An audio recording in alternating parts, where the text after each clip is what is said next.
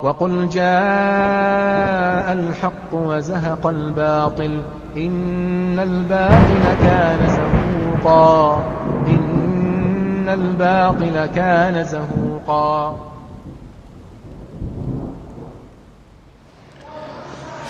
أعوذ بالله من الشيطان الرجيم. بسم الله الرحمن الرحيم، والصلاة والسلام على رسول الله وعلى آله وأصحابه ومن تبعهم بإحسان إلى يوم الدين.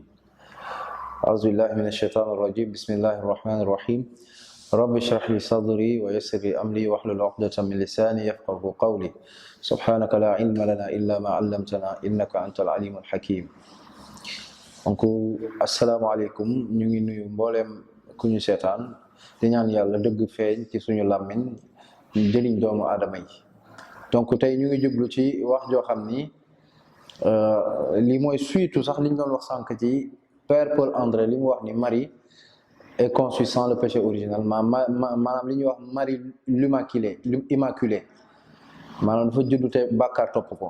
Donc ñoom dañoo gëm ni mboolem doomu aadama yi bàkkaar da leen a topp, moo xam yonentu yàlla Ibrahim la, moo xam yonentu yàlla Nuux, moo xam yonentu yàlla ba ci yonentu yàlla Muhammad. Ñoom dañoo jàpp ni ñëpp ay bàkkaarkat lañ bu mu des Jésus ak yaayam. Ñoom catholique yi ñoo jàpp loolu, sinon yeneen kuréel yi jàppuñu loolu. yeneen kuréel dañoo jàpp ni Jésus moo amul bàkkaar, waaye Marie am na bàkkaar, ñeneen ñëpp am nañ bàkkaar, waaye sax ñoom ñëpp dañoo juum. te loolu la ñuy xool ci alquran ak ci seen téere bi incha allah. Donc ñu continuer liñ doon wax ci péché originel, que li sabab ñu ciy wax sax mooy le fait que Père Paul André Senghor évoquait que tous les enfants dedans ont reçu ce péché-là, ont hérité ce péché-là de leur père Adam, et que seule Marie et son fils ñoom ñoo ci mucc. léegi pas-pas boobu ci boppam, pas-pasu Marie immaculée ci boppam mbir la boo xam ne bi muy dugg ci catholicisme, lu yéex a dugg ci catholicisme, chrétiens yi c'est-à-dire ñi toppoon Jésus yu njëkk ñi xamuñu ko woon. moo tax boo demee ci encyclopédie Théo bi nga xam ni seen ay kilifa ñoo ko bind, ñu ngi wax ci biir l'Immaculée Conception. ñu ne l'Immaculée Conception ne doit pas être confondue avec la conception virginale de Jésus par Marie. Selon la foi catholique traditionnelle, Marie, la mère de Jésus, en vertu d'une grâce exceptionnelle, n'a jamais connu le mal. Ayant été conçue sans être marquée par le péché originel, c'est cette immunité absolue qui est appelée Immaculée Conception. Donc, la définition de là. Nous continuons, au-delà du caractère en quelque sorte négatif de cette définition, que ce que l'Église entend affirmer en y recourant, c'est l'exceptionnelle sainteté de Marie. Elle est celle qui n'a jamais refusé à Dieu la plus petite preuve d'amour, a écrit à son sujet Monsieur Saint Thomas d'Aquin. Elle est ornée dès les premiers instants de sa conception des splendeurs d'une sainteté tout à fait singulière. Dit d'elle la constitution Lumen Gentium sur l'Église du Concile Vatican II, 56-1964. Les Occidentaux appellent Marie la Panagia, terme grec signifiant la toute sainte. Cette foi s'appuie sur une très ancienne tradition au sein de l'Église qui trouve elle-même son fondement dans la salutation de l'ange Gabriel à Marie. Salut plein de grâce. À dire vrai, si la tradition voyait depuis très longtemps dans la Vierge la toute sainte, les théologiens ne se résignaient pas à l'appeler ainsi. Écoutez bien, si la tradition voyait depuis très longtemps dans la Vierge la toute sainte, les théologiens ne se résignaient pas à l'appeler ainsi.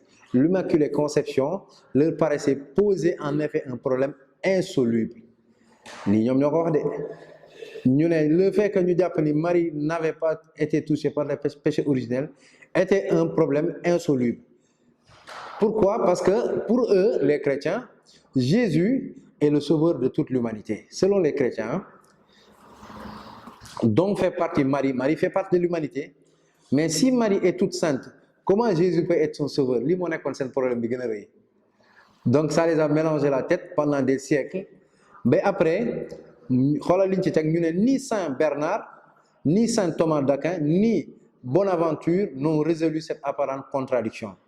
C'est la théologie écossaise qui sortit la théologie de l'ornière en reconnaissant à Marie le bénéfice d'une rédemption anticipée, préservatrice de la part de son fils. Est-ce que vous voyez?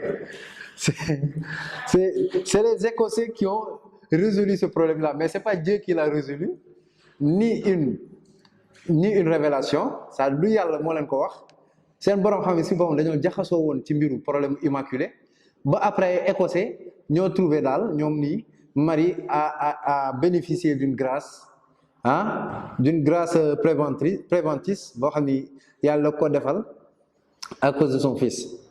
Donc lii day wane ni bàyyeekul ci yàlla waaye seeni ay xalaat la ñu toog xalaat ba am solution yii nii. Donc Père Paul André Senghor bu lii bàyyeeku woon ci yàlla, je pense pas que l'encyclopédie catholique Théo n'allait rapporter ces faits-là. Donc il faut dire la vérité aux gens. Donc ça c'était une parenthèse dans l'affaire de Marie. Maintenant, est-ce que le péché originel, l'héritage du péché originel est quelque chose qui a été enseigné par l'Éternel? Notez bien, pour les chercheurs de vérité, Amos chapitre 3 verset 7. Il est dit là-bas que l'Éternel ne fait rien sans pour autant l'enseigner ou le révéler à ses serviteurs les prophètes. bépp pas-pas bu ngeen am wala doctrine yàlla moo leen ko war a jàngal te ci ñan lay jaar ci yonantu yàlla yi loolu la Amos 3:7 wax. Donc pas-pas bu ngeen am te bàyyikul ci yonant yi xam leen ni bàyyikul ci yàlla ndax yàlla kenn rek lay yónni mu nekk intermédiaire diggante moom ak nit ñi mooy yonant messager. Moom la 1 Timothée wax chapitre 2 verset 5 que Jésus-Christ est l'intermédiaire entre Dieu et les hommes. Loolu mooy rôle messager yëpp te amul fenn fu Jésus-Christ jàngale pas-pasu péché originel musul wax sax ci mbiru Adama ak Hawa waxu musul jàngale ni doomu Adama yi nga xam ne les descendants de dañoo doon bàkkaaru Adama ak Hawa loolu Jésus musu koo jàngale bal sax contraire bi la jàngale. Amul benn yonantu aussi ci Bible bi bu jàngale péché originel loolu église moo leen ko jàngal tàmbale ci Paul après law ci église bi mais Jésus musu koo jàngale benn yonantu musu koo jàngale yàlla musu koo wax. Moo tax apôtre Amos chapitre 3 verset 7 nee na li yàlla di jàngale yëpp ci yonantu yi la koy jaar te amul benn yonantu bu mës a jàngale le péché originel, l'héritage du péché originel. Li nga xam ne alxuraan ak bible bi dëppoo nañ ci mooy ñun ñëpp dëppoo nañ ne Adama ak Hawa def nañu bàkkaar. Adama ak Hawa def nañu bàkkaar loolu alxuraan dëppoo na ci bible waaye Père André Senghor am na information bu yàlla joxe ci alxuraan doo ko fekk ci bible. mooy gannaaw bi Adama defee yàlla dafa ne fatalaqa Adamu min rabbihi kalimaat fa taaba alayhi innahu huwa tawwaabu rahim. mu ne yàlla nee na ci alxuraan Adama gannaaw bi mu bàkkaare yàlla daf ko wax ay wax yoo xam baat yoo xam ci lay jéggaloo yàlla. yan baat yooyu mooy lan rabbana zalamna anfusana wa in lam taghfir lana wa tarhamna lanakunanna min alxaasirin. yàlla yow yàlla tooñ nañ suñu bopp zalamna anfusana wa in lam taghfir lana boo ñu jéggalul kenn duñu jéggal. yàlla nag daal di fataba alayhi yàlla daal di nangu seen tuub daal di leen di jéggal. Donc bàkkaar boobu fay na ca jamonoy Adama ak Hawa. Bàkkaar boobu fay na ci jamono Adama ak Hawa te bàkkaar boobu Adama ak Hawa kese la concerné woon. yéen nag ngeen jël ñëw ne comme Adama ak Hawa dañoo bàkkaar ñun ñëpp ku judd ci Adama ak Hawa bàkkaar kat lay nekk. Donc yàlla daal di condamné doomu aadama des milliards d'êtres humains pour le péché de 2 personnes. Ça c'est illogique et c'est de l'injustice et Dieu n'est pas injuste. Dieu n'est pas injuste, il est le juste par excellence. Et il est le sage par excellence. Léegi laaj bi mooy naka la yàlla di condamner des milliards d'êtres humains pour bàkkaari ñaari nit. Ma joxe misaal bu terre à terre. Tey Paul Père André Senghor xam naa ne amul jabar waaye j'aurais souhaité qu'il se marie et puisse fonder une famille. Puisque des prophètes ont eu des femmes et des enfants comme Moïse et les autres. Et ils sont des saints. Donc j'aurais souhaité que Père Paul André Senghor puisse avoir une femme et des enfants et fonder une famille pour servir à la communauté ou bien le genre humain. Léegi tey Père Paul André Senghor bu defoon ab tojange masalan mu rey nit ñaanuñu ko yàlla fekk am na benn doomam bu tudd Martin wala Jean wala je sais pas léegi moom mu rey nit ñu wër ko gisuñu ko ñu dem jàpp doomam ne dañ koy rey parce que papa moo def bàkkaar. Waaw Père Paul André Senghor lii ngeen di askanale yàlla ne yàlla daf ñoo mbugal ñun wala mu teg ñu ay malédiction parce que suñu bàyyi aadama dafa def bàkkaar loolu xel nangu ko waaye Père Paul André Senghor comme tey yow ni nga dul nangoo ni boo defoon musiba nga rey nit kenn du rey sa doom yow la ñu war a rey noonu nga ko war a nangulee yàlla mi nga xam ne moo la gën a xereñ gën laa saaj am kattan te mën a faj ay c'est-à-dire faj ay bàkkaar te du lor keneen. donc lii pas-pas la boo xam ni comme ni ma leen ko waxee yàlla jàngalewu ko Jésus jàngalewu ko amul benn yonent bu ko jàngale benn yonent bu ko jàngale ci Bible bi. encore ci biir pas-pas boobu ngeen waxaat beneen mbir bu doy waar ma joxaat leen benn exemple bu terre à terre yéen da ngeen ne Jésus dafa ñëw pour dee ci croix bi pour sauver doomu aadama yi ci bàkkaar bi nga xam ni moom la Aadama ak Xawa def te mu topp doomu aadama nekk seen nature ba ñu nekk ay bàkkaarkat donc dee bi muy dee ci croix bi ngeen ne ku ko gëm bàkkaar boobu day dañ ci yow lii ngeen di jàngal nit ñi église lii ngeen leen di jàngal léegi dama leen di laaj ngeen ne yàlla dafa yónni Jésus doomam la mooy doomam bi mu gën a bëgg mu ñëw pour yàlla rey ko ci croix bi bu ko defee ku ko gëm daal di texe benn Jésus jàngalewul lool ñaareel bi mooy li ma leen di laaj mooy yàlla misaal laa leen di jox tey yow Père Paul André Senghor nga tooñ ma nga tooñ ma waxuma nag man maa yàlla mais misaal laay joxe quoi nga tooñ ma léegi pour ma jéggal la ma ne la man am naa sama benn doom boo xam ne ku ma bëgg la macha allah sama biir xol la nekk comme ni ko Jean 3,16 waxee celui-ci est mon fils en qui j'ai mis toute mon affection. ma ne la léegi Père Paul André Senghor pour ma jéggal la tooñ bi ma tooñ jëlal sama doom bi ma bëgg nga ray ko danga maa tooñ ba pare de ma ne la encore jëlaatal sama doom nga ray ko pour ma jéggal la lii la église catholique ak église chrétienne yëpp di jàngal seen disciples mooy yàlla pour jéggal doomu aadama yi amul woon beneen pexe lu dul yónnee ab nit ñu ray ko nit koo xam ne deful dara ba pare nit kooku la gën a bëgg ci nit ñi selon yéen chrétiens yi waaw lii xel mu sell dina ko nangu yàlla moom amul kàttanu jéggale lu dul faaw mu ray nit pour jéggale est-ce que xel mu sell dina nangu loolu donc chrétiens yi dee leen xalaat ci pas-pas yi nga xam ne moom lañ leen di jàngal dee leen xalaat di toog di ñaan yàlla mu gindi leen parce que am na mbir yoo xam ne ku toogaat settantal ko di nga gis ni nekkati lii vraiment nekkul lu xel mën a yenu yow nga tooñ ma pour nga ma jéggal la ma jox la li ma gën a bëgg ne la ray ko pour ma jéggal la loolu musiba la te loolu ngeen di askanale yàlla sori na seen yooyu ngeen koy askanale yàlla am na kàttanu jéggale fekk soxlawul rey kenn fekk soxlawul sax lay yoo waxuma la rey doomu aadama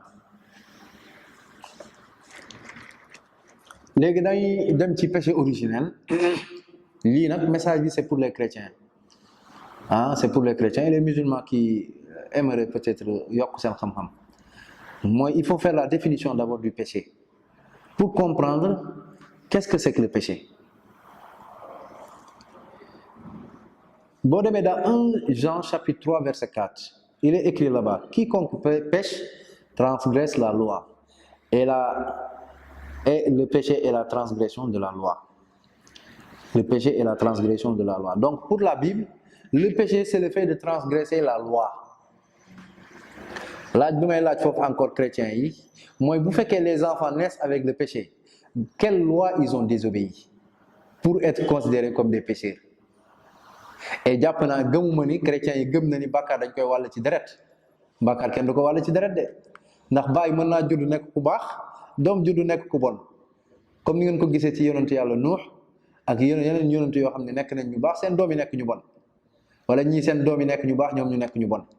nit mën naa baax tey doomam nekk ku bon wala moom mu bon doomam nekk ku baax bu doon bàkkaar day wàll ci deret kay Adama daf ñu ko wàll ci deret ci nature donc kay boobu ñun amuñu pexe boobu yàlla du ñu mbugal ci loolu ndax moo ñu bindee noonu yàlla du mbugal kenn loo xam ne moom moo la ko teg waaye li nga jëfal sa bopp ci loolu la lay atte bu fekkoon yàlla daf ñoo bind avec une nature pécheresse yàlla du ñu mbugal ci loolu parce que ñun amuñu ci coobare waaye yàlla moo ñu façonné comme ça bind ñu de telle manière nature bàkkaar day nekk ci ñun donc ku dee ci nature boobu yàlla du la toppee dara mais kañ lañu yàlla di topp borom xel yi laay waxal mooy gannaaw bi ñu jëfee ñun ay jëf yoo xam ni ñoo ko jëfal suñu bopp mu nekk ay bàkkaar ay jëf yu bon ci loolu la yàlla di meree jàmm bi tàbbal ko safara donc loolu nekk en totale contradiction avec la pensée chrétienne à savoir que les enfants d'Adam ont hérité la nature adamique, à savoir le péché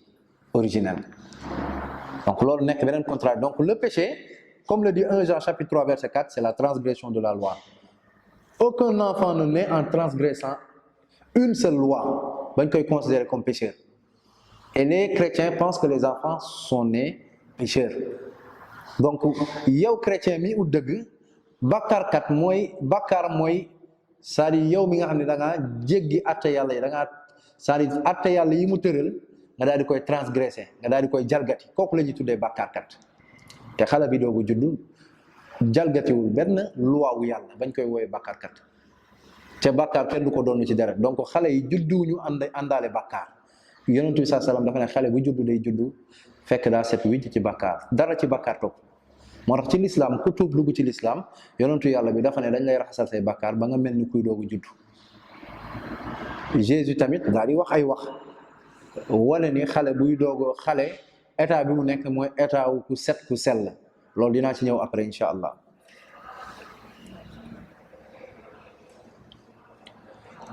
léegi gannaaw bi ñu leeree ni Aadama ak Xawa bi ñu bàkkaaree ñoom yàlla da leen a jéggal ci alquran te loolu Bible andiwu ko amul fenn fu Bible waxee ni dañ leen a jéggal mais yàlla dafa ne dañ leen jéggal. donc lu ñu jéggale du topp kenn loolu yéen a ngi koy fekk ci alquran surat 20 verset 121 ak alquran surat 2 verset 37 kuy vérifier na dem ci yooyu dina gis ni yàlla dafa jéggal Aadama ak Xawa bàkkaar ba ñu defoon ndax yàlla il est le Dieu d'amour. Il est le Dieu d'amour. te beneen pas-pas bi nekk ci biir bu doy waar mooy ñoom nee nañ yàlla amul woon beneen solution pour jéggal doomu aadama fallait que moom ci boppam mu ñëw nekk nit daal di dee ci croix bi mooy ñoom dañoo rey yàlla pour yàlla jéggal leen. waaw nag xel nangu na lii yàlla moo ñëw nekk nit ci kaw suuf dee ci croix bi xam nga ni yàlla du dee léegi yàlla boobu di dee moom xaw ma ban façon yàlla. waaye yàlla yi dëgg bi moom ki nga xam ne moo bind asamaan ak suuf di joxe dund ak dee kooku du dee ndax son nom c'est l'éternel. Son nom c'est l'éternel mooy Ésaïe 42 chapitre 8 mu ne son nom c'est l'éternel. L'éternel c'est celui qui ne s'éteint pas un instant. Il est le vivant. C'est celui qui donne la vie. Il est le vivant par lui-même. Il n'a pas besoin soxlawul c'est-à-dire du koo xam ne dee mën na ko atteindre. te ñoom nee nañ Jésus dafa dee te nee nañ Jésus mooy yàlla te nee nañ Jésus moo nekk c'est-à-dire mooy yàlla Dieu fait chair yàlla bi ñëw nekk nit. Est-ce que yéen a ngi comprendre? léegi ñu kon ne comme ni ma leen ko waxoon Paul moo jàngale pas-pas boobu moom moo wax dans Romains chapitre 5 verset 12 que doomu aadama yëpp ñu ngi nekk ay bàkkaarkat à travers Adam mi nga xam ne mu njëkk bàkkaar waaye Jésus mës ta jàngale lool. te yéen li ñu leen sant mooy ngeen topp yonent yi ñoom ñoo la yàlla di jox ay jàngaleem bu dee ñoom jàngale wuñ ko mooy jógewul ci yàlla. te ñoom dañ naan la aussi looloo tax doomu aadama yi di dee physiquement te alxuraan jàngalewul loolu Bible tamit jàngalewul loolu Bible li muy jàngale c'est la mort spirituelle bàkkaar li muy andi la mort spirituelle maanaam dogoo sa diggante ak yàlla te yonentu yàlla bi Muhammad sallallahu alayhi wasallam jàngale na ko nee na doomu aadama bu defee bàkkaar yàlla day def benn toq bu ñuul ci xolam maanaam benn kiraay boo xam ne doo diggante ak yàlla bu ko nee bàkkaar day dem ba xolam ñuul ba nga xam ne dëgg dootul mën a dugg ci yàlla bàkkaar boo def rek da lay soril yàlla am benn voile bu dox sa diggante ak yàlla lii la yonentu yàlla bi jàngale. Et ça rejoint ce que la Bible dit en disant que le salaire du péché c'est la mort. Mais ça parle de la mort spirituelle. Ça parle de la mort spirituelle. moo tax ba demee ci alquran yàlla mu ngi wax ci suratul mulk mu ne béni soit celui dans la main de qui est la royauté, il est omnipotent. C'est lui qui a créé la mort et la vie afin de vous éprouver pour savoir qui de vous est le meilleur en œuvre. C'est lui le puissant et le pardonneur. yàlla dafa bind dund ak dee pour nattu ñu ñun kan ci ñun moo gën a rafet jëf ci kaw suuf parce que àdduna dëkkuwaay la boo xam ne yàlla daf ñu fay ànd pour nattu ñu pour après récompenser ñu aljanna. moo tax dëkkuwaayu aadama yàlla da ko programmé pour mu wàcc ci kaw suuf yàlla programmé ko woon pour mu des aljanna. moo tax ci biir alquran yàlla day wax ak malaaka yi ne la naan leen dinaa préparer ñoo xam ne dañuy donnante ci kaw suuf. boobu fekk Adama sax ñëwagul donc yàlla da ko programmé pour mu wàcc ci kaw suuf moo tax Adama bi mu defee bàkkaar Moussa ne ko yow yaa ñu yóbbee lii yëpp Adama lan la ko dafa ne ko lii la yàlla dogaloon ci man nii dinaa def bàkkaar bu wàcc ci kaw suuf. Donc loolu c'était un programme qu'Allah avait déjà établi pour que les gens descendent sur terre, de concurrencer dans les bonnes œuvres afin de mériter l'agrément d'Allah et la miséricorde d'Allah. Gannaaw bi Yonent bi sallallahu alayhi wa sallam bi ñu gisee ni bàkkaar le péché c'est la transgression de la loi et on voit que les enfants ne naissent pas avec le péché parce qu'ils transgressent aucune loi. On voit aussi Jésus-Christ dire dans Matthieu 19 verset 14. Il dit laissez les petits enfants et ne les empêchez pas de venir à moi car le royaume des cieux est pour ceux qui les ressemblent. Mu waxaat dans Matthieu chapitre 18 verset 3. En vérité, si vous ne vous convertissez pas et que vous ne devenez comme les petits enfants, vous n'entrerez pas dans le royaume des cieux. Le royaume des cieux fii li ci Jésus jublu mooy aljanna. Léegi Jésus mu ne si vous ne vous convertissez pas, conversion lan lay provoquer ci doomu aadama mooy dalay setal ci say bàkkaar. Donc bu ne si vous ne vous convertissez pas et devenir comme des petits enfants, ça montre que les enfants n'ont pas de péché. La conversion c'est pour purifier l'homme de ses péchés. Et Jésus dit que la conversion fait que tu ressembles à un enfant. Donc les enfants n'ont pas de péché. Et ça rejoint à ce que le prophète sallallahu alayhi wa sallam a dit, que les enfants ne naissent pas avec le péché. Et Jésus vient de confirmer que l'héritage du péché originel n'existe pas. Et Jésus bi muy wax bi muy tudd bakkaaru banu Israël musul tudd péché originel. Dina andi passage bi nga xam ne moom mooy wone lan moo tax Jésus jàppee woon bakkaarkat les juifs yi, qui n'a rien à voir avec ce que l'Église enseigne à ses fidèles, à savoir que nous on a hérité du péché d'Adam et Ève. Jésus leneen la doon wax loolu dina andi passage bi incha allah. Donc Jésus bi muy wax ak enfants d'Israël yi jàppee leen ay bakkaarkat musu cee jublu li ñuy tuddee tey péché originel déedéet. musu cee jublu loolu Jésus musul jàngale lu jëm ci péché originel te musul wax ni moom bàkkaar boobu moo tax mu ñëw waaye yéen chrétiens yi déglu leen borom xel yéen ñuy wër dëgg lan moo tax Jésus jàppee juif yi ay israélites ay bàkkaarkat du woon péché originel du woon bàkkaaru Adama ak Hawa waaye ubbi leen seen Bible ngeen lire dans Jean chapitre 15 verset 22. Qu'est-ce qui est dit là-bas? Jésus ne si je n'étais pas venu et que je leur aurais parlé, ils n'auraient pas péché. Mais comme je suis venu et je les ai parlé et ils n'ont pas cru en moi, donc ils ont péché. Donc seen bàkkaar ci lan la woon Jésus nee na su fekkoon ñëwuma woon wax ak ñoom du ñu nekk ay bàkkaarkat waaye ba ma ñëwee wax leen te gëmuñu ma rek loolu moo nekk seen bàkkaar. Donc Jésus ba muy wax bàkkaaru juif yi lii la ci jublu woon waaye église jàngalu leen nii église daf leen jàngal ni yéen ñëpp ay bàkkaarkat ngeen ndax seen baay Adama ak Hawa dañoo bàkkaar. te Jésus jàngalewul loolu Jésus jamonoom ba muy waaraate juif yi nee na li doon seen bàkkaar te dafa leeral dafa ne si je n'étais pas venu ils n'auraient pas péché mais je suis venu et je les ai parlé ils n'ont pas cru c'est ça qui est leur péché lii la Jésus jàngale. Donc Père Paul André Senghor verset yu mel nii da leen ko jàngal seen taalibe yi su ko defee ñu xam dëgg-dëgg lan mooy dëgg mbir yi. léegi ñu dem ci ay versets yoo xam ni Bible bi ci boppam day jàngale ni nit du yanu bàkkaaru kenn. boo demee ci Ézéchiel chapitre 18 verset 20 yàlla mu ne les parents ne seront pas mis à mort pour les crimes commis par leurs enfants. C'est-à-dire les parents ne porteront pas les péchés des enfants et les enfants ne porteront pas les péchés des pères. Chacun sera responsable de son propre péché. Ézéchiel chapitre 18 verset 20 à 21. Mu ne l'âme qui pêche c'est celle qui mourra. Le fils ne portera pas l'iniquité du père et le père ne portera pas les péchés du fils. La droiture de l'homme droit sera sur lui et la méchanceté du méchant sera sur lui. Bon, dans Deutéronome chapitre 24 verset 16, les parents ne seront pas mis à mort pour les crimes de leurs enfants, ni les enfants pour les crimes de leurs parents. Si quelqu'un doit être mis à mort, ce sera chacun pour son propre péché. Lii la Bible bi jàngale te mu nekk lu leer ay versets yu bëri la mais dama ci citer quelques rek juste pour ne pas prendre beaucoup de temps. Léegi boo demee dans Jérémie chapitre 31 verset 29 à 30 lii chrétiens yi di wax ni ñoom loolu lañ daan wax. En ce jour-là on ne dira plus les pères ont mangé des raisins verts et les dents des enfants en ont été agacées maanaam dootu leen wax ni seen bàyyi ñoo lekk ay raisins ba ñu xale yi daal di koy c'est-à-dire mu yàq ba ñu xale yi Mais chacun mourra pour sa propre iniquité. Tout homme qui mangera des raisins verts, ses dents en seront agacées. Donc wax ji ñuy wax ne Adama ak Hawa dañoo bàkkaar wàlluñu seen nature Bible bi sax da koo tere da koo dàq. Donc Bible bi day ñëw en confirmation par rapport à Ézéchiel 18:20, à Deutéronome 24:16 et à Jérémie 31:29-30, que personne ne porte le péché d'autrui. Comme le Coran le dit, Wala taziru waziratun wizra ukhra. Dans le Coran, chapitre 53, versets 36 à 38.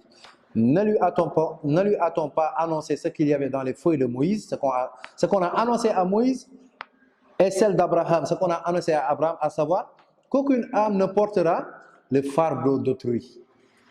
Donc nous, on ne peut pas porter les péchés d'Adam et Ève.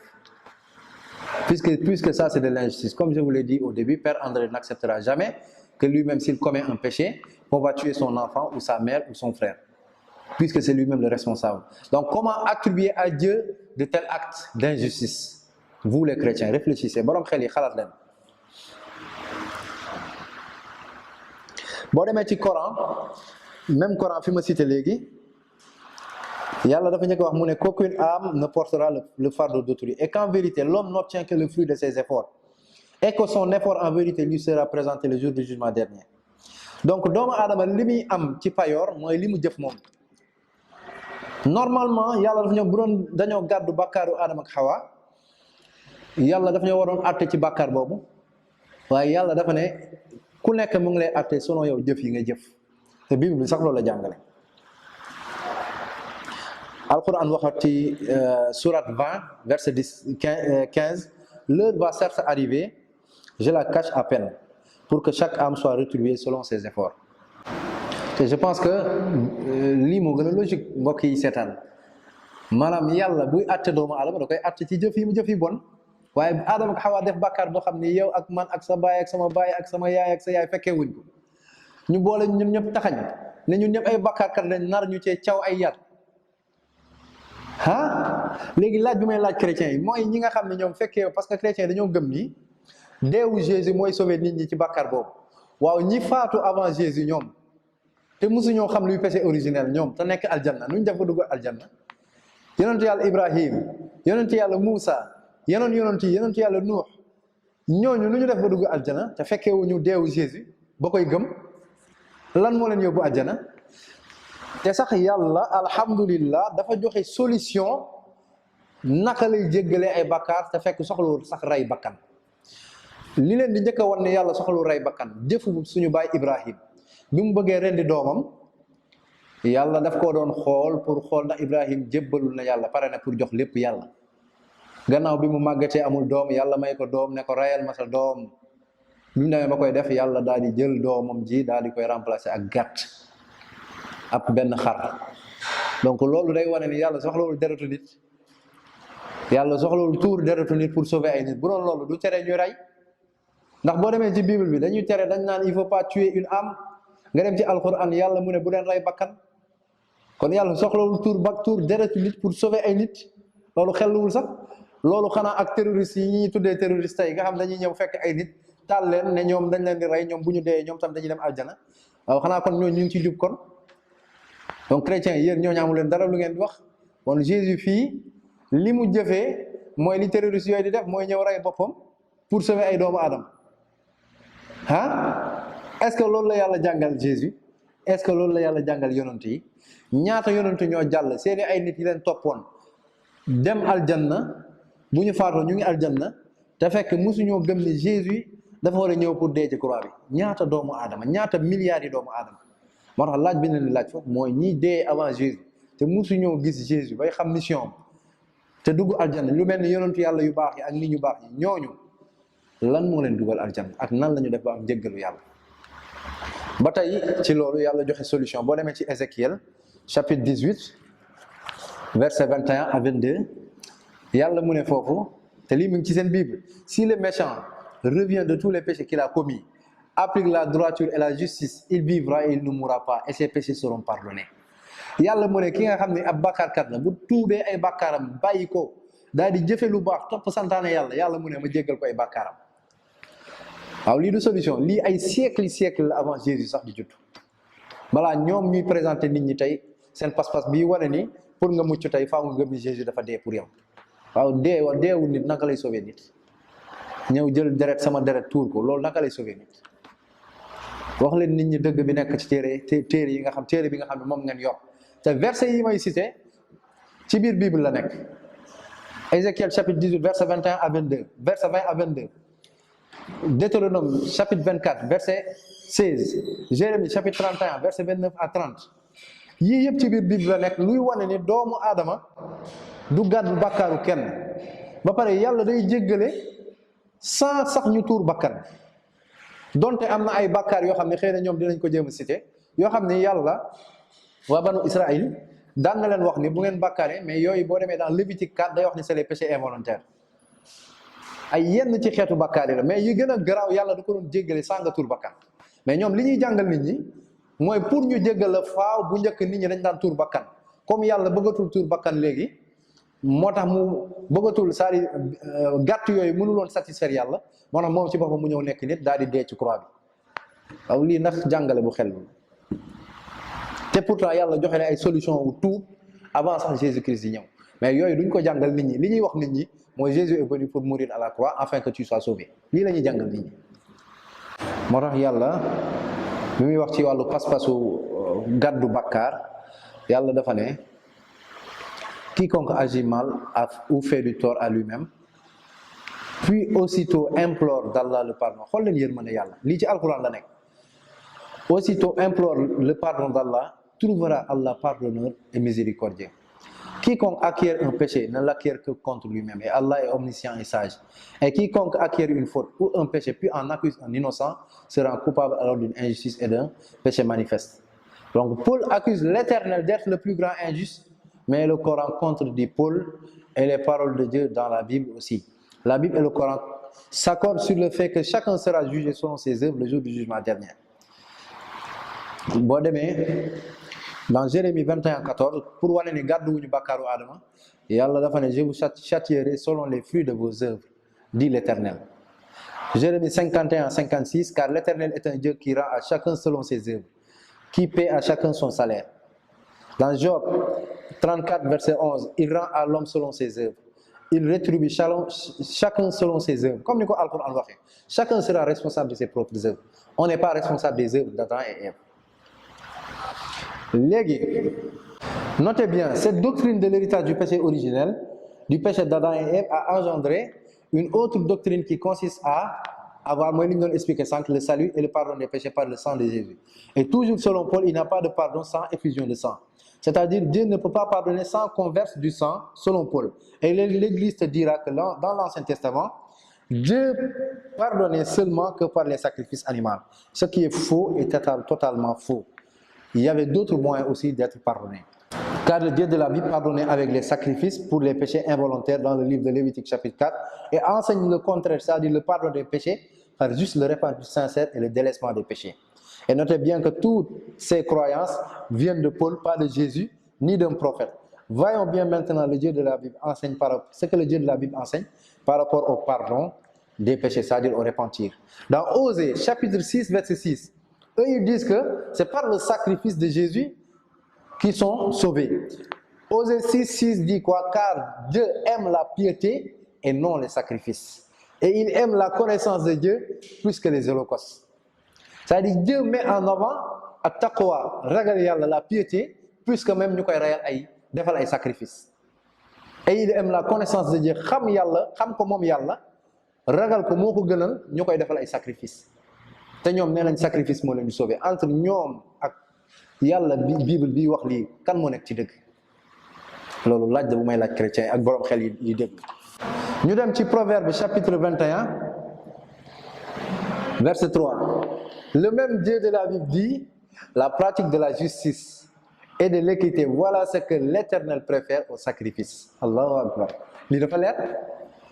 La pratique de la justice et de l'équité, voilà ce que Dieu préfère au sacrifice. Et vous prétendez être sauvés par un sacrifice. Et Jésus même enseigne qu'il y a quelque chose qui est plus grand que tous les sacrifices. On y reviendra, Inch'Allah.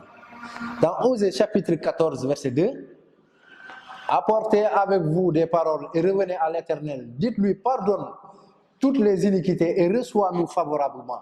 Nous t'offrirons au lieu des taureaux l'hommage de nos lèvres. Allahu Akbar. Au lieu des taureaux, l'hommage de nos lèvres. ñoom li ñu jàngal église mooy pour ñu jéggal la faaw nga rey ay gàtt donc comme rey gàtt yi dem na ba mënatul satisfaire yàlla ñu ne Jésus ñëw dee fii ñoom yàlla jàngale na yeneen façon tuub yu gën a màgg sax ay sacrifice moo tax Osée 6:6 mu ne il n'a pas besoin de sacrifice mais il a besoin de la piété et de la droiture. Dans Proverbes chapitre 16 versets 6 à 7, une autre façon de se repentir qui n'a rien à voir avec les sacrifices, puisqu'ils font croire aux gens qu'il faut forcément croire au sacrifice de Jésus pour être sauvé. Et que les gens avant n'étaient pardonnés que par les sacrifices.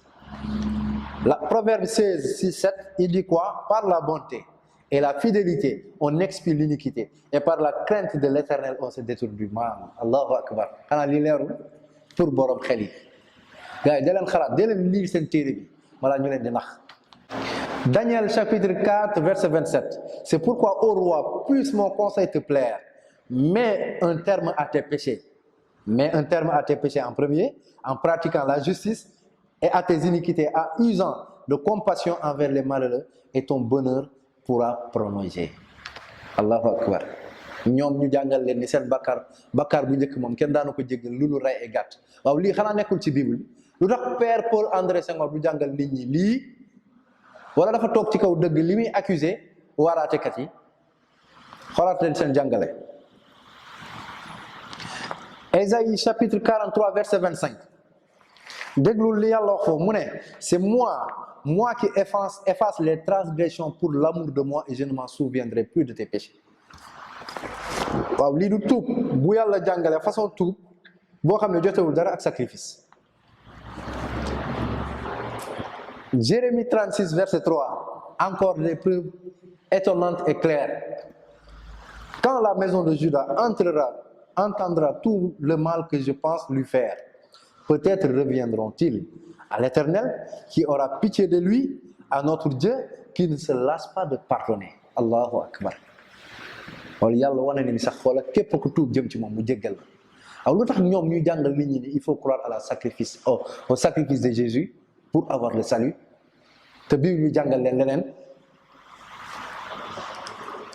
Ésaïe 55 verset 7 quand le méchant abandonne sa voie et l'homme d'iniquité ses pensées qui retourne à l'Éternel qui aura pitié de lui, à notre Dieu qui ne se lasse de pardonner. Allahu Akbar. Lii lu leer nañ la Père Paul André Senghor lu tax jàngaloo chrétiens yi nii pour ñu xam ni li leen église jàngal ay juumte la maanaam il faut croire à la mort de Jésus pour avoir le paradis ou pour avoir le salut. te à dire encore que Jésus-Christ n'a jamais dit à personne qu'il faut croire à sa mort pour entrer au paradis. On fera une vidéo exceptionnelle uniquement pour savoir comment Jésus-Christ a enseigné l'obtention du salut. Par quel moyen on doit obtenir le salut. Moo tax boo demee dans 1 Samuel chapitre 15 verset 22, Samuel dit: l'Éternel trouve-t-il du plaisir dans les holocaustes et les sacrifices comme dans l'obéissance à la voix de l'Éternel? L'Éternel trouve-t-il du plaisir au sacrifice comme le fait de se mettre dans le droit chemin? Point d'interrogation. Nous continuons. Voici l'obéissance vaut mieux que les sacrifices. Et l'observation de sa parole vaut mieux que la graisse des béliers. Allahu Akbar. Donc am na ay yeneen xeeti tuub yoo xam ne amoon na avant Jésus ay nit daan juum di jéggalu yàlla di leen jéggal te daanuñu woon sax rey ay gàtt yi boo demee Lévitique chapitre 4 yow miy gëstu dëgg demal foofu nga gëstu Lévitique chapitre 4 nga lire lan moo ko waraloon pour nga xam ne am na yu ñu lay wax yoo xam ne du dëgg. léegi nag nañu dem ci li Jésus wax ni moo gën a màgg tous les sacrifices nag sans exception. Marc chapitre 12 verset 28 yow chrétien bi jëlal sa bic wala sa Bible nga ubbi Marc chapitre 12 verset 28. Un des scribes qui les avait entendus discuter, sachant que Jésus avait bien répondu aux Sadducéens, s'approcha et lui demanda: quel est le premier de tous les commandements? Ban santaane yàlla moo gën a màgg? Bu doon sacrifice bi mooy santaane yàlla bi gën a màgg. Kon Jésus du wax ni du jàngale fii leneen lu dul loolu. Jésus répondit waa ji daf ko laaj ban santaane yàlla moo gën a màgg Jésus daal di koy tontu mu ne ko yow déglul yow Israël écoute Israël le Seigneur notre Dieu sama borom di seen borom est l'unique Seigneur kooku kenn la mooy laa ilaha illallah loolu la Jésus jàngale le Seigneur notre Dieu est l'unique Seigneur mooy qul huwa allahu ahad que l'éternel Allah est l'unique mu daal di continuer mu ne le deuxième commandement avant le deuxième commandement au verset 30 tu aimeras le Seigneur ton Dieu de tout ton cœur de toute ton âme de toute ta pensée et de toute ta force voici le second tu aimeras ton prochain comme toi-même il n'y a pas d'autre commandement plus grand que ces deux-là ah li leer na il n'y a pas plus amul santaane yàlla yu gën a màgg ka ñaar yi gëm ni yàlla kenn la loolee laa ilaha illallah ba pare gëm ni dangaa war a bëgg sa moroom comme sa bopp comme ni ko prophète yonentu yàlla Muhammad jàngale mu daal ci teg et le scribe lui dit gannaaw bi Jésus tontoo li scribe bi daal di koy wax ni bien maître tu as dit avec vérité que Dieu est unique que l'Éternel est unique et qu'il n'y en a point d'autre que lui que l'aimer de tout ton cœur de toute sa pensée de toute son âme et de toute sa force et aimer son prochain comme soi-même c'est plus que tous les holocaustes et tous les sacrifices Allahu akbar lii la ko scribe bi wax ne ko gëm ni yàlla kenn la moom rek la ñu war a jaam bëgg sa moroom comme sa bopp mu ne moo gën a màgg bépp sacrifice Jésus voyant qu'il avait bien répondu gannaaw bi scribe bi waxee loolu Jésus voyant qu'il avait bien répondu avec intelligence lui dit tu n'es pas loin du royaume de Dieu Allahu akbar lii day laa leer nañ Jésus nee na lii tax te Jésus dafa jàngale li tax nit di am texe mooy nga gëm laa ilaha illallah Paul moo ñëw jàngale ne il faut croire que Jésus est mort et ressuscité pour ngeen mën a am aljanna boo gëmul loolu doo am aljanna Paul moo jàngale loolu mais Jésus mës sa jàngale loolu Jésus n'a jamais dit à personne qu'il faut croire à sa mort pour avoir le paradis mais il a enseigné dans Jean chapitre 17 verset 3 que pour avoir la vie éternelle le paradis il faut croire que le Père est le seul véritable Dieu que le Créateur le Père est le seul véritable Dieu et que lui c'est un envoyé de Dieu dans Jean chapitre 17 verset 3 lii la Jésus jàngale Paul ñëw jàngal leen leneen maintenant la question qu'on va poser Jésus lui-même enseigne que la connaissance et l'adoration du Dieu unique et l'amour du prochain sont plus grands aux yeux de l'Éternel que tous les sacrifices. Qui doit-on croire entre Jésus et Paul? Paul dit qu'il faut croire à la mort et à la résurrection, au sacrifice de Jésus pour avoir le salut. Jésus dit que c'est la connaissance et l'adoration de Dieu qui donne le salut. Qui doit-on croire entre Jésus et Paul? Et dans tous les évangiles, nulle part, Jésus a enseigné que pour avoir le paradis, il faut croire à sa mort sur la croix. Mais au contraire, des gens sont venus lui demander comment avoir le paradis et il les a dit d'observer le commandement de Dieu. Dans Luc chapitre 18, verset 18, le plus grand commandement, c'est la connaissance de l'Éternel. Maintenant, observons la miséricorde de l'Éternel, la miséricorde d'Allah subhanahu wa ta'ala, entre la Bible, entre les chrétiens, l'Église et le Coran. Les chrétiens disent que Dieu, pour pardonner le genre humain, il avait besoin de venir lui-même mourir ou bien tuer quelqu'un parce qu'il n'avait pas d'autre solution. Ils ont réduit l'Éternel à l'impuissance, qu'il n'avait pas de solution pour pardonner les péchés. Tandis que Allah subhanahu wa ta'ala, il a ouvert sa porte de miséricorde en déjà pardonnant à Adam et à Ève ce que les chrétiens ne leur enseignent pas. Adam et Ève ont été pardonnés parce que Dieu, il est amour. Vous vous dites que Dieu, il est amour, il est incapable de pardonner Adam et Ève. Il est incapable de pardonner les gens sans pour autant tuer quelqu'un. Et il est capable de laisser Satan vivre depuis des siècles et des siècles. Et vous dites que ce Dieu-là, il est amour. Regardez le véritable Dieu qui est amour. Qu'est-ce qu'il dit dans le Coran? Dis, ô mes serviteurs, vous qui avez commis des excès à votre propre détriment, ne désespérez pas de la miséricorde d'Allah. Car Allah pardonne tous les péchés. Oui, c'est lui le pardonneur, le très miséricordieux. Et revenez repentant. Revenez repentant à votre Seigneur et soumettez-vous à lui. Avant que ne vous vienne le châtiment et vous recevrez alors aucun secours. Yàlla mu ne yéen ñi nga xam da ngeen a bàkkaar ba foog ni yàqu ngeen mu ne bu leen naagu ci yërmande yàlla tuub leen bu ngeen tuubee yàlla jéggal leen tuub leen mbokk yi bu ngeen tuubee yàlla jéggal leen. Les chrétiens ont l'habitude de dire aux musulmans que vous n'avez pas le salut, que votre salut n'est pas clair. ay waay ragal leen yàlla ngeen xool li ngeen di wax. Le salut du musulman est très clair. Musulman bu ci bëgg am leeral wala chrétien demal ci Al-Qur'an chapitre 43 verset 68 à 70. La réponse est claire là-bas. La réponse est très claire. Il est écrit là-bas que les musulmans iront au paradis. Tandis que dans la Bible, il est écrit nulle part qu'un chrétien va aller au paradis. Chrétien ira au paradis. C'est écrit nulle part explicitement dans la Bible. Tandis que c'est écrit explicitement dans le Coran que les musulmans vont aller au paradis. Donc cessez de leurrer les musulmans en leur disant que vous n'avez pas le salut. Parce que vous savez que les musulmans, beaucoup de musulmans n'ont pas de bagage intellectuel pour vous répondre. C'est juste ça. Et vous en profitez. Mais nous sommes là, Inch'Allah, et on vous appelle au débat et à des discussions filmées et diffusées pour que le peuple sénégalais puisse savoir ce que c'est que la vérité. Allah dit dans Sourate Al-Furqan, Sourate 25, après avoir cité beaucoup de péchés, certains péchés que les gens font, il dit, sauf celui qui se répand, croit et accomplit une bonne œuvre, cela, Allah changera leur mauvaise action en bonne, et Allah est pardonneur et miséricordieux.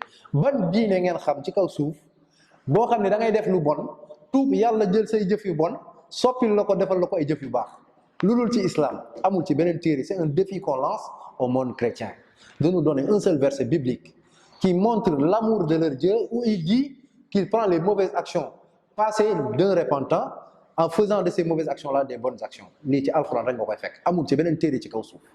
C'est un défi qu'on lance au monde chrétien.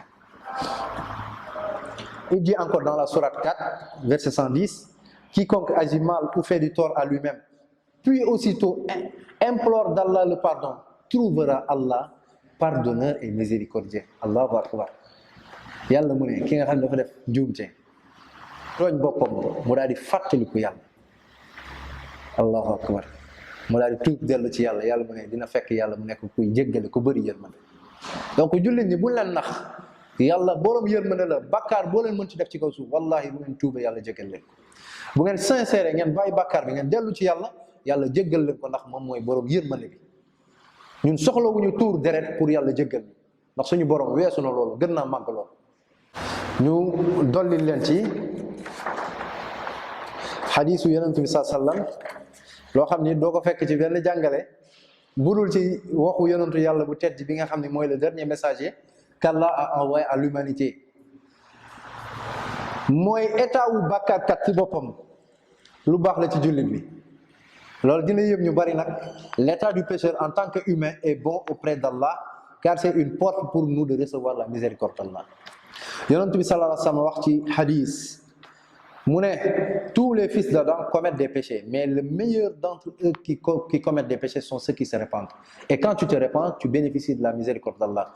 Le prophète dit également encore, par celui qui tient mon âme entre ses mains, si vous ne commettiez pas des péchés, Allah vous ferait disparaître et vous remplacerez par un autre peuple qui commettait des péchés, et qui lui demande pardon et il leur pardonnerait. Allahu akbar. Lii mooy yërmande, lii mooy amour. Yàlla mu ne yonent bi mu ne yàlla dafa ne bu fekkoon nekkoo leen woon di def ay bakkaar di ko jéggalu ndax yàlla dafa bëgg ñu koy tooñ di ko jéggalu ngir ñu mën a jot ci yërmande moom yàlla. mu ne bu ngeen doon loo def lool mu ne yàlla ne daf ñu fiy jëlee effacé ñu ànd yeneen xeet yoo xam dañuy tooñ yàlla di ko jéggalu yàlla di leen jéggal. La preuve mooy yéen Jésus dee na yéen a ngi confessé wu ba léegi ne ngeen Jésus dafa gàddu seen bakkaar te yéen a ngi nekk di def bakkaar di dem di confessé wu. lu tax ngeen di def bakkaar ba léegi bu doon Jésus gàddu seeni bakkaar lu tax ngeen di confessé wu ba pare li gën a yéeme mooy ci ay doomu aadama ngeen di confessé wu alors que doomu aadama boobu moom day bakkaar ni yéen ngeen dem ci moom naan bu ngeen demee ne ko def naa bakkaar mu leen mon fils tes péchés te sont pardonnés moom mooy baale bakkaar wala yàlla ay baale bakkaar ngeen jël ay cëru yàlla jox ko ay mbindeef. Donc xoolaat leen seen pas-pas lii mooy diinay amour.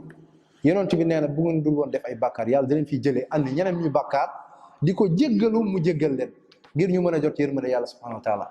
Lii mooy le véritable amour que l'être humain a réservé au genre humain qui ne se trouve nulle part dans aucune écriture, et c'est un défi de nous amener des paroles similaires même dans les enseignements de Jésus-Christ ou dans la Bible. Ça n'existe pas. Ñu dolli waat wax yonent bi sallam. D'après Anas, le prophète sallam dit, Allah a dit, ô fils d'Adam, tant que tu m'invoques et que tu as espoir en moi, je te pardonne ce qu'il y a entre toi et je n'en tiens pas compte. Ô fils d'Adam, si tes péchés atteignent le niveau des cieux, puis tu demandes pardon, je te pardonne, et n'en tiens pas compte. N'en tiens pas compte. Ô fils d'Adam, certes si tu viens à moi avec l'équivalent de la terre remplie de péchés, Allahu Akbar, mais que tu rencontres sans m'avoir rien associé, alors je te rencontrerai avec autant de pardon. Allahu Akbar. mbokk yi fan ngeen di fekk wax yu rafetee nii ci beneen téere ban défi la bu ñu lancé à tous les chrétiens, vous qui osez parler du Coran, amenez-nous un verset biblique ou un enseignement de Jésus où il dit que Dieu pardonne de cette manière-là. Cela ne se trouve que dans l'islam. Donc, alhamdulillah, après avoir fait un exposé de ce que c'est que le péché originel, en résumé, parce qu'on n'a pas tout dit, on va faire un petit résumé de ce qu'on a dit tout à l'heure. C'est un message qu'on adresse aux chrétiens pour qu'ils réfléchissent. Vous, chrétiens, vous dites que Dieu n'a pas pardonné Adam et Ève et qu'il s'est fait chair pour venir mourir à la croix, tué par ses serviteurs pour pardonner ses serviteurs. Vous avez réduit l'Éternel à l'impuissance, qui est incapable de pardonner sans tuer son propre fils, Jésus, selon vous. Imaginez un instant, vous faites du mal à quelqu'un, vous lui demandez pardon, et il vous dit qu'il va vous envoyer son fils préféré afin que vous le tuiez pour qu'il vous pardonne le mal que vous avez fait. Chrétien, réfléchis. Réfléchis aux chrétiens. Si l'Éternel n'a pas pardonné Adam et Ève, qu'aucun pécheur ne peut rentrer au paradis sans la mort expiatoire de Jésus, selon vous à la croix, alors dites-nous, tous les milliards d'êtres humains qui sont morts avant Jésus, sont-ils tous en enfer car ils n'ont pas assisté à la mort expiatoire de Jésus? Pour y croire, réfléchis aux chrétiens. Votre Dieu a-t-il préféré laisser Satan vivre, lui qui est la principale cause de l'égarement de l'être humain, et faire tuer son fils Jésus? Selon vous, ô chrétiens, réfléchis. Satan continue toujours d'égarer les humains et les péchés après Jésus se sont multipliés des millions et des millions de fois. À quoi le fait que votre Dieu a fait mourir, a tué Jésus, a changé pour l'humanité, puisque les péchés se sont multipliés des N milliards de fois. Ou bien Jésus est mort en vain. Réfléchis aux chrétiens, puisque vous continuez de vous confesser. À quoi le fait que votre Dieu a tué Jésus a changé, puisque les humains sont toujours des pécheurs, y compris les chrétiens. Ô chrétiens, où est l'amour de votre Dieu que vous chantez depuis des siècles en disant Dieu est amour? S'il est incapable de pardonner un arbre touché par Adam et Ève, un arbre touché, votre Dieu est incapable de pardonner un arbre touché par le premier être qu'il a créé et qu'il aime. Voilà maintenant ce que le véritable amour, ce que le prophète Sami dit, par celui qui tient mon âme entre ses mains, si vous ne commettiez pas des péchés, Allah vous fera disparaître et vous remplacerez par un autre peuple qui commet des péchés et qui lui demande pardon et Allah le pardonnera. Et dans la sourate chapitre 4 verset 110, on va conclure, quiconque agit mal et fait du tort à lui-même, puis aussitôt implore le pardon d'Allah, trouvera Allah pardonneur et miséricordieux. Ne désespérez jamais de la miséricorde d'Allah. Allah, il est pardonneur et miséricordieux. Et qu'Allah fasse de nous des repentants, des gens qui sont sincères envers lui et qui nous protègent contre tout mal et guide tous les chrétiens qui ont été égarés par les enseignements de certaines personnes et qui ne leur disent pas la vérité exacte qui se trouve dans cette Bible-là et qui ne leur enseigne pas également ce que le prophète Mohammed sallallahu alayhi wa sallam, qui est le sauveur de l'humanité, a enseigné. Qu'Allah soit satisfait de nous tous. Wa akhiru da'wana anil hamdulillahi rabbil alamin. Assalamu alaikum.